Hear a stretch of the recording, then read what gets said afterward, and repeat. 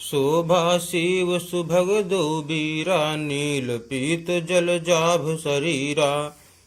मोर पंख सिर सोहत नीके, गुच्छ बीच बिच कुसुम कली के।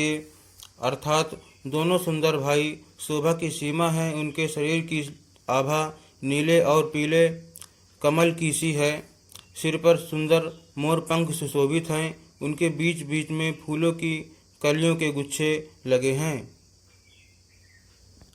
भाल तिलक श्रम बिंदु सुहाए, श्रवण सुभग भूषण छवि छाए।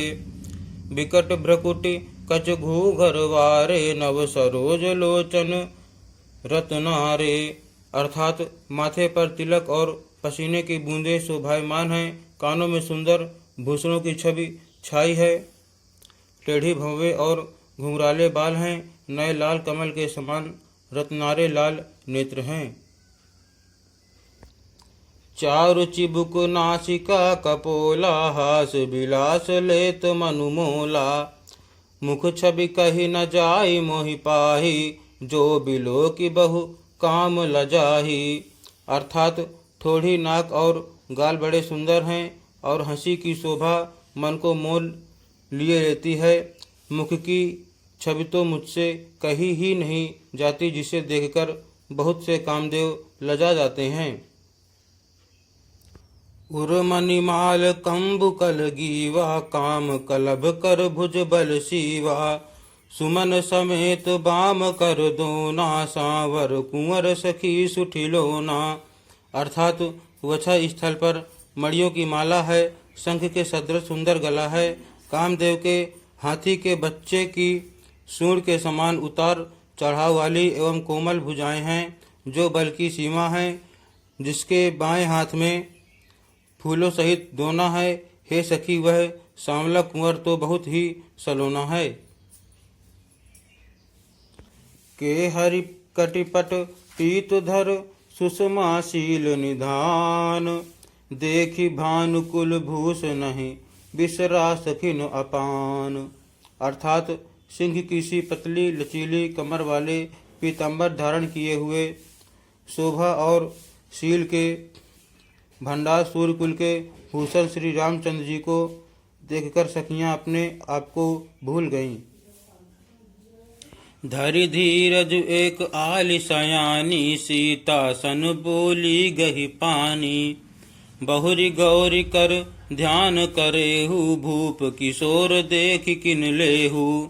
अर्थात एक चतुर सखी धीरज धरकर हाथ पकड़कर सीता जी से बोली, गिरजा जी का ध्यान फिर कर लेना, इस समय राजकुमार को क्यों नहीं देख लेती। सकुच सिंह तब नयन उघारे, सन्मुख दो रघु सिंह निहारे। नख सिख देखि राम कै शोभा, सुमिर पितापनु मनु अति क्षोभा। अर्थात तब सीता जी ने सकुचा कर नेत्र खोले और रघुकुल के दोनों सिंहों को अपने सामने खड़े देखा।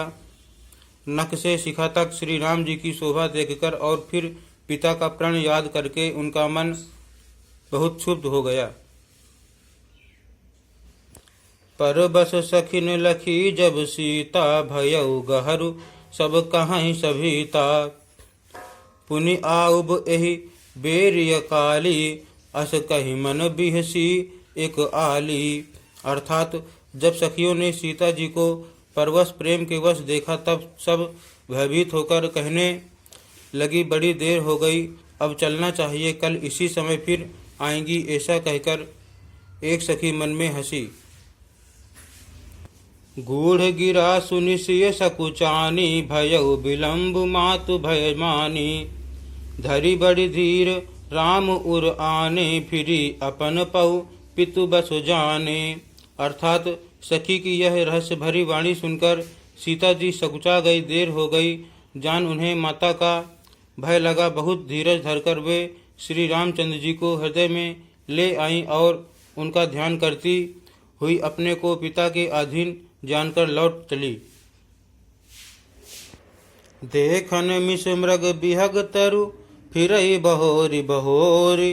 निरख निरख रघुबीर छवि, बाढ़ई प्रीति न थोरी। अर्थात मृग पक्षी और वृक्षों को देखने के बहाने सीता जी बार बार घूम जाती हैं और श्री राम जी की छवि देख देख कर उनका प्रेम कम नहीं बढ़ रहा है, अर्थात बहुत ही बढ़ता जाता है। जान कठिन शिव चाप बिसूरत चली, राखी उर श्यामल मूरति। प्रभु जब जात जान की जानी, सुख स्नेह शोभा गुण खानी। अर्थात शिव जी के धनुष को कठोर जानकर वे विसूरती मन में विलाप करती हुई हृदय में श्री राम जी की सामली मूर्ति को रखकर चली। शिव जी के धनुष की कठोरता का स्मरण आने से उन्हें चिंता होती थी कि ये सुकुमार रघुनाथ जी उसे कैसे तोड़ेंगे। पिता के प्रण की स्मृति से उनके हृदय में क्षोभ था ही, इसलिए मन में विलाप करने लगी। प्रेमवश ऐश्वर्य की विस्मृति हो जाने से ही ऐसा हुआ। फिर भगवान के बल का स्मरण आते ही वे हर्षित हो गई और सांवली छवि को हृदय में धारण करके चली।